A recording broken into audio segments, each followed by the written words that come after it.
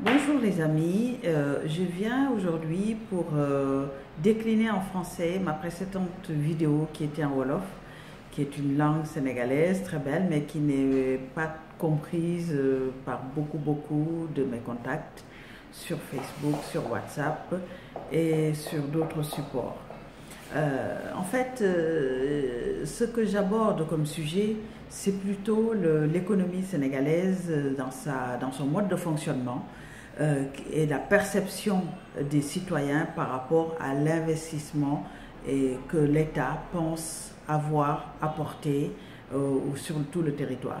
Pour dire qu'en fait, l'économie sénégalaise, comme beaucoup de pays africains, est complètement extravertie. À savoir que le tissu industriel est très faible, les ressources naturelles, il y en a, même s'il n'y en a pas beaucoup, mais il y en a, que ce soit les ressources agricoles, que ce soit les ressources minières et des hydrocarbures qui sont des ressources à venir. L'idée, c'est que, en fait, n'ayant pas de tissu industriel, la valeur ajoutée n'est pas produite chez nous.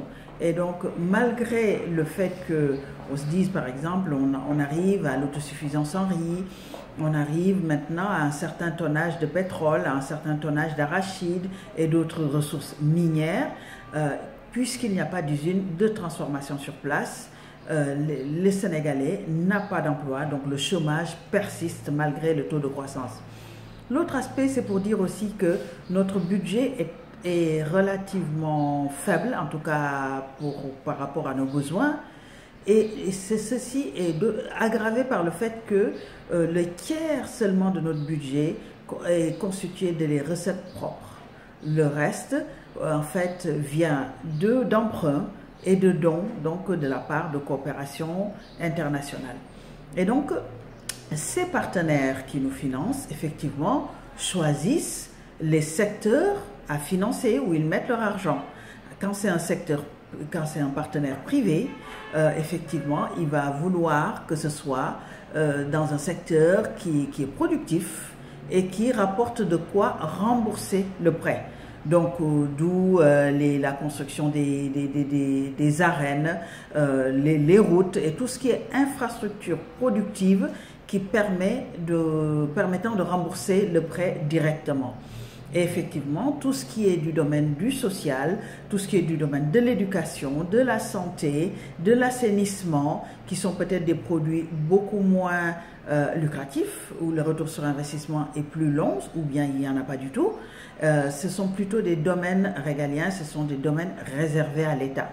Donc, ce qui fait que malgré les routes, malgré les autoroutes, malgré les arènes, malgré toutes ces constructions, ces infrastructures qui quand même changent le paysage, et que quand on est étranger et qu'on arrive au Sénégal, on se dit que le pays évolue, il n'en demeure pas moins que pour le Sénégalais, il n'a pas d'emploi, et pour le Sénégalais, tout ça ne se mange pas et peut-être coûte même très cher quand on prend l'exemple de l'autoroute.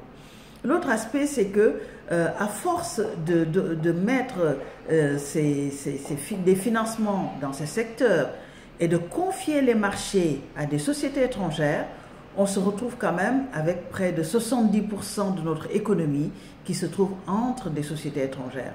Et on ne peut pas se développer tant qu'on persiste à fonctionner avec ce modèle-là. Et pourtant, il existe des modèles alternatifs. Il en existe pas très loin de chez nous, comme le Maroc. On se rappelle, il y a quelques années, le Maroc n'était pas encore à ce niveau de développement. Ils ont pu créer des champions, ils ont accompagné des champions dans leur marché intérieur. Ce n'était pas facile, mais ça correspondait à une volonté manifeste depuis le roi Hassan II et avec une continuation de Mohamed VI.